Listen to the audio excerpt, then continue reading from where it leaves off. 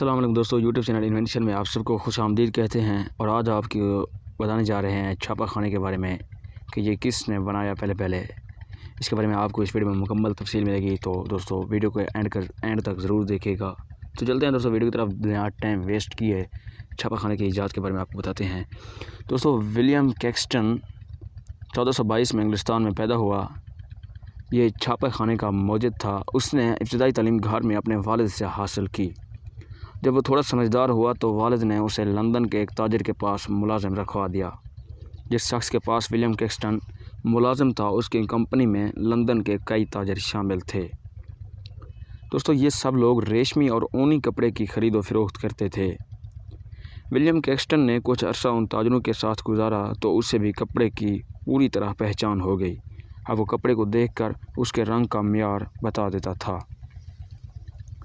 دوستو ان دنوں لندن میں دکانوں کے علاوہ مال فروخت کرنے کے لیے تاجروں کے جلسے بھی ہوا کرتے تھے۔ اس سلسلے میں تاجر اپنے سامان کی مشہوری کے لیے اکٹھے ہو کر بازاروں میں گشت کرتے تھے۔ جس کمپنی میں ولیم کام کرتا تھا وہ بھی اس قسم کے جلوس نکالنے میں پیش تھی، لہٰذا ولیم بھی اپنے جلسوں میں ضرور شرکت کرتا تھا۔ تو جب کمپنی کا مالک فوت ہوا تو ولیم کی عمر 20 سال تھی۔ اب اسے بیلجیم کے شہر بروجز میں بھیج دیا گیا۔ وہاں وہ بہت جلد لوگوں سے گھل مل گیا۔ وہ بہت سمجھدار اور دوسروں کا ہمدرد تھا، اس لیے جس عمارت میں اس کا قیام تھا وہاں رہنے والے افراد نے اسے عمارت کا مینیجر بنا دیا تھا۔ اب مکان کے تمام انتظامی معاملات ولیم کے ذمہ تھے۔ اسے مطالعے کا بہت شوق تھا اور جب بھی فرصت ملتی کوئی کتاب خریدنے نکل پڑتا تھا۔ دوستو جب ولیم جرمنی گیا تو وہاں اس نے امیر لوگوں کے پاس ایسی بہت سی کتابیں دیکھی جو چمڑے پر ہاتھ سے لکھی گئی تھی، اور ان کتابوں میں ہاتھ سے تصویریں بھی بنائی گئی تھیں۔ وہاں اسے فرانسیسی زبان کی ایک کتاب اتنی پسند آئی کہ وہ اس کا انگریزی ترجمہ کرنے لگا۔ ولیم کو اس کتاب کا ترجمہ کرنے میں کافی وقت لگا۔ اس دوران اس کی نظر کمزور ہو گئی اور آنکھوں سے پانی بہنے لگا۔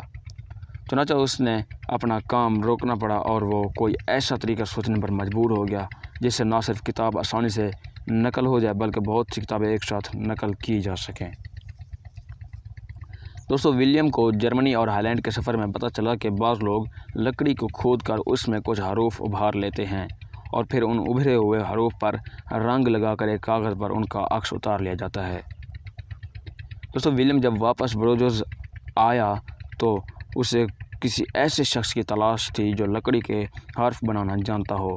جلدی وہ ایک ایسے بوڑھے شخص کے پاس پہنچ گیا جو یہ کام کر سکتا تھا۔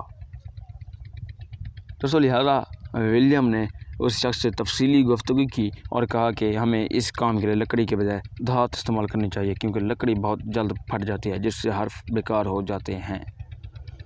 ولیم کی تجویز بوڑھے کو پسند آئی۔ اس نے ولیم کو اپنے ساتھ کام میں شامل کر لیا اور دونوں نے دھات کے چھوٹے چھوٹے حروف بنائے۔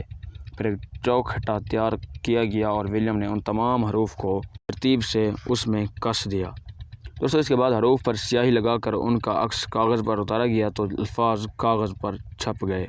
اس کامیابی کے بعد ولیم اپنے چھاپا خانہ لے کر لندن واپس آ گیا اور ایک دکان میں کام شروع کر دیا۔ دوستو یہ دنیا میں قائم ہونے والا پہلا چھاپا خانہ تھا۔ لوگ اسے دیکھ کر بہت حیران ہوتے تھے اور دور دور سے کاغذ پر چھپائی دیکھنے آتے تھے۔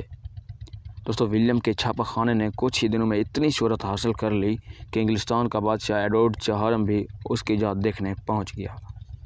جب بادشاہ چھاپا خانے پہنچا تو ولیم اپنے ملازمین کے ہمراہ کام میں مصروف تھا۔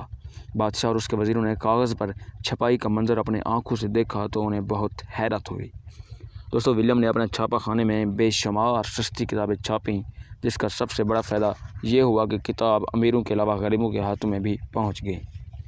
دوستو ولیم کیکسٹن 1491 میں فوت ہو گیا، لیکن اس کا کارنامہ کبھی فراموش نہیں کیا جائے گا۔ تو جی دوستو اگر ہماری ویڈیو اچھی لگے تو چینل کو سبسکرائب ضرور کیجیے اور ساتھ میں دیے گئے بیل آئکن کو ضرور پریس کیجیے تاکہ ہر نئی ویڈیو کا نوٹیفیکیشن آپ کو مل سکے۔